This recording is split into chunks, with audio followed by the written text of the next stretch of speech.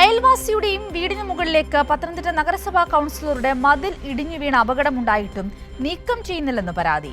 കോൺഗ്രസ് കൗൺസിലറായ ഫാത്തിമ എസിന്റെ രാഷ്ട്രീയ സ്വാധീനം മൂലം മുനിസിപ്പാലിറ്റിയും സർക്കാർ ഉദ്യോഗസ്ഥരും വിഷയത്തിൽ ഇടപെടുന്നില്ല എന്നും വീട്ടുടമ പരാതിപ്പെട്ടു.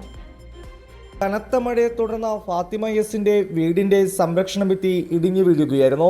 അയൽവാസിയായ ആശ എമ്മിന്റെ വീടിന്റെ മുകളിലേക്കാണ് മതിൽ തകർന്നു വീണത്. അപകടം നടന്ന 5 ദിവസം പിന്നിട്ടിട്ടും നഗരസഭാ കൗൺസിലർ കൂടിയായ ഫാത്തിമ നടപടി സ്വീകരിക്കുന്നില്ല എന്നാണ് ആശ എമ്മിന്റെ കുടുംബം പരാതിപ്പെടുന്നത്.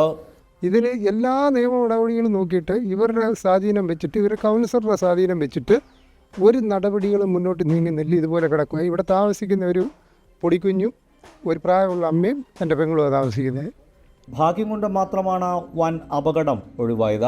ആരെങ്കിലും ഒരാൾ നിന്ന സാഹചര്യം മരിച്ചു പോയാൽ ഈ ഇടി മൊത്തത്തിൽ വരുവാന്നേലും ഈ ഭിത്തി അടിച്ചു പൊട്ടിച്ച് ഈ റൂമിൽ കിടക്കുന്ന ആൾ മരിച്ചു പോയാൽ അപകടം ഉണ്ടായാൽ.